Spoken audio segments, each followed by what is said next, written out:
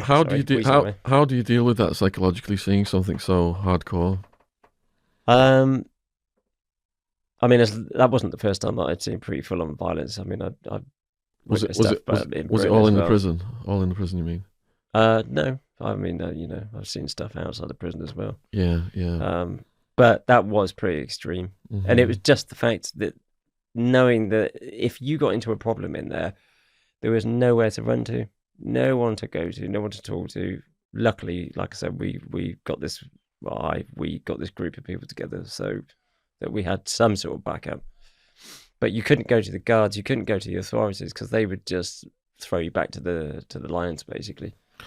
So no matter what kind of back you have and what kind of group you form, there's always people who want to try and test you. Yeah. Did you get any situations? In Quito, not. Did you move prison after you sentenced then, or you stayed? No. I mean, I would have stayed in Quito the entire time if I hadn't have tried to escape from the place. Yeah.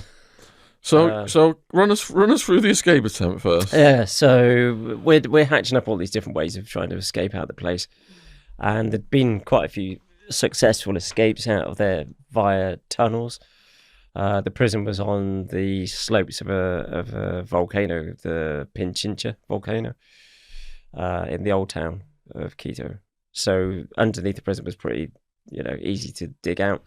Yeah. And there was a rabbit warren of tunnels down there already. It used to be a running joke that if you opened up one tunnel, you'd probably come across three others anyway, half finished or half dug.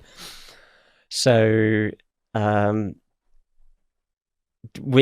was basically in conjunction with the Colombians, we decided to buy a cell on B wing, the Ecuadorians wing, because say this is the wing, the outside wall ran along here. There's a big exercise yard here, and we bought a cell right at the end next to the outer wall. Yeah. So the plan was to dig under the exercise yard, which was tarmac, follow the line of the wall underneath the exterior wall, and then pop up here. Basically, this was mountains here around here to the prison, and go. So we started digging a tunnel, and unfortunately, someone spoke. Word got out, and I think the guards had clicked that I was trying to escape by that point. Anyway, we also talked about doing a helicopter lift off the roof because these Colombians were part of FARC. Yeah. Do you want to explain to people who FARC is? The guerrillas. The guerrillas, Colombian guerrillas, fighting for freedom in Colombia, I suppose, and a lot of cocaine. Yeah, left versus right in Colombia. They all ended up getting finance through cocaine because of drug laws. Yeah, yeah, exactly. So the plan with them was to get some people around. Well, there were two plans. One was a helicopter lift, which was too expensive. And the second was to blow the wall of this exercise yard with an RPG from outside, with covering fire to take out the gun turrets here and here. Yeah, I like the sound of that one as well. Yeah. And that was going to be a mass escape, and that was the one because when I got transferred, the guard said, "Oh, you've been blamed for fuga massiva or attempted fuga massiva, which is like massive escape of something like 30 people." I was like, really? Don't know who that was. So get pretty much ghosted out of Quito down to Guayaquil, and this prison in Guayaquil,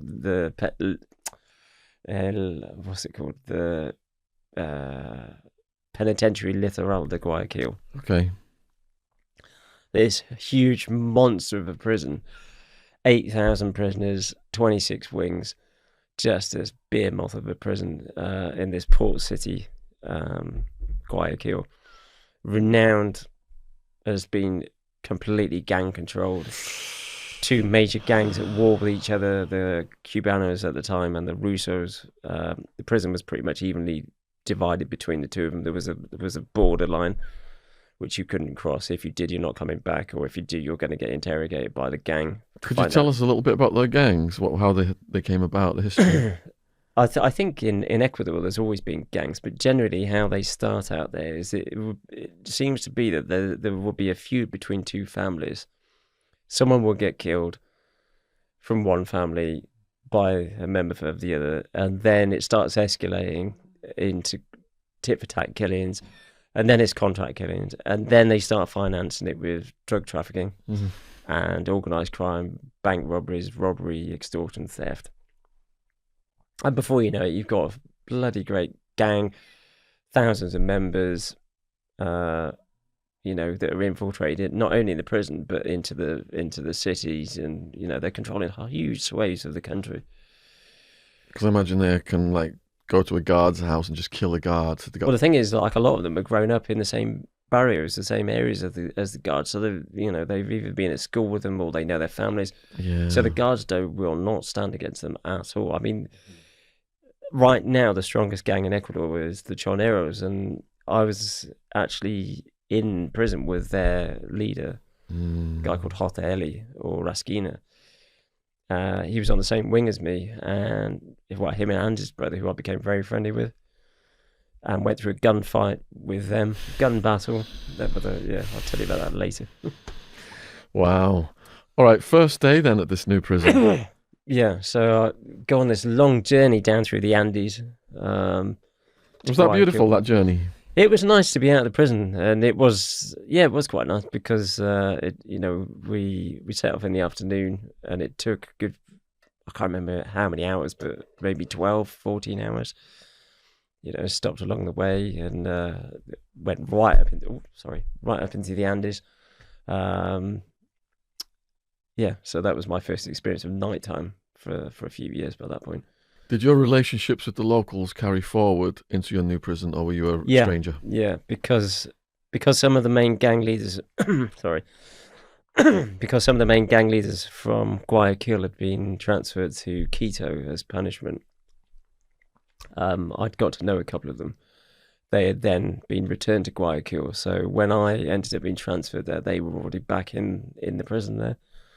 And my friends in Quito phoned ahead and said, "Look, Pete's on the way down. Make sure he's looked after when he gets there." Yeah. So I was received by, I think it was the morning of the second day there, about 50 or it was at least 50 of them. Really?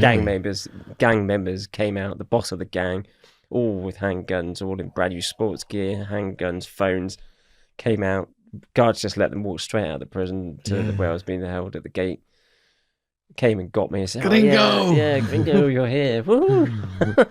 Here, take the phone, talk to your friends in Quito, just let them know you're all right. We're going to look after you. And I was like, they're either going to look after me or they're going to really extort me. Yeah. Because I wasn't quite sure what politics was going on because I had sort of taken over the foreigners wing in Quito and it was generating a lot of money.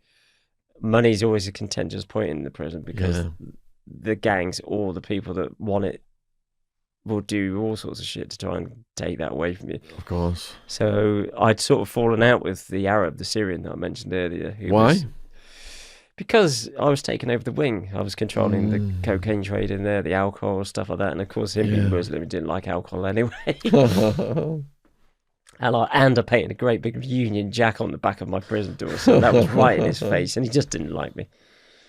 So there was all these rumours that he had been responsible for me being transferred out of there. And also I was hearing rumours that it was because of me trying to escape and the British police and, all sorts of stories floating around. I didn't know quite what was true. And also being a bit worried that I'm about to get really heavily extorted or possibly just disappeared in this prison and killed. Yeah. So even though you had a good reception, it's in the back of your mind that this could be an illusion. Yeah.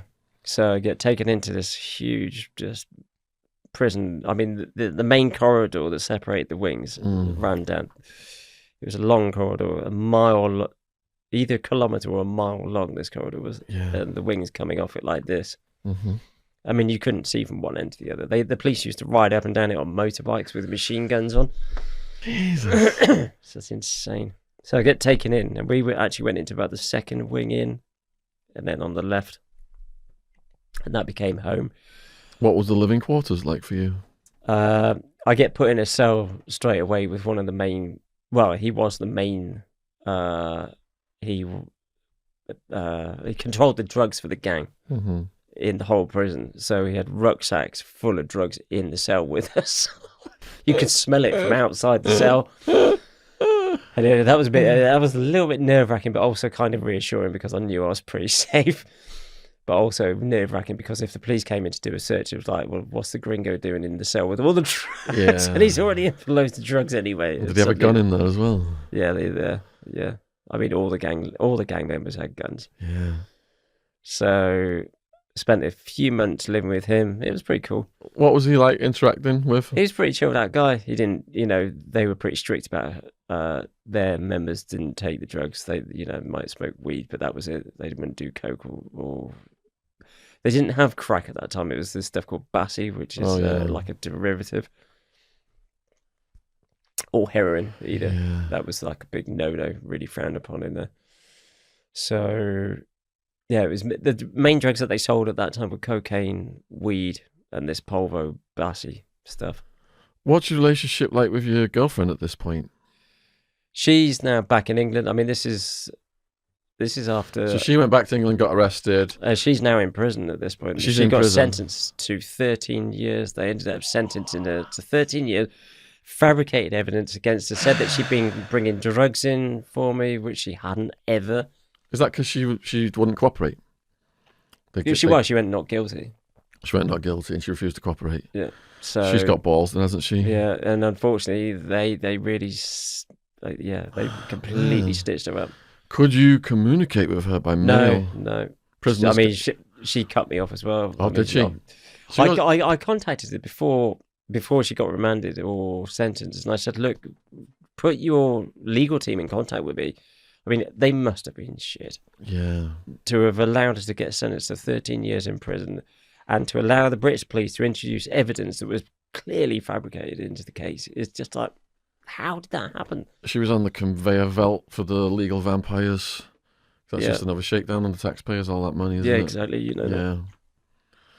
Very sad. So you're going in, you're single, you're living with the gang boss, his cell's piled up with drugs and weapons. Yeah. And you're getting along with this guy. Right, he was the boss of the drugs. So they not the main boss. Not the main boss. Each wing had a boss. He happened to be the main boss for the drugs. Yeah. But then there were other bosses for other things like extortion and prostitution. I mean, everything. Yeah. I mean, they taxed the bottles of Coca-Cola coming into the prison. They put 10 cents on each bottle. I mean, they were making hundreds of thousands of dollars a week just on things like that. Wow. Massive. I mean, 8,000 people in the prison. Yeah. That's prisoners, let alone when all the visits come in at the weekend. Yeah. I mean, that tripled in size. So does that money then end up on the streets, going to the gang infrastructure, building up, buying weapons and stuff? Bribes.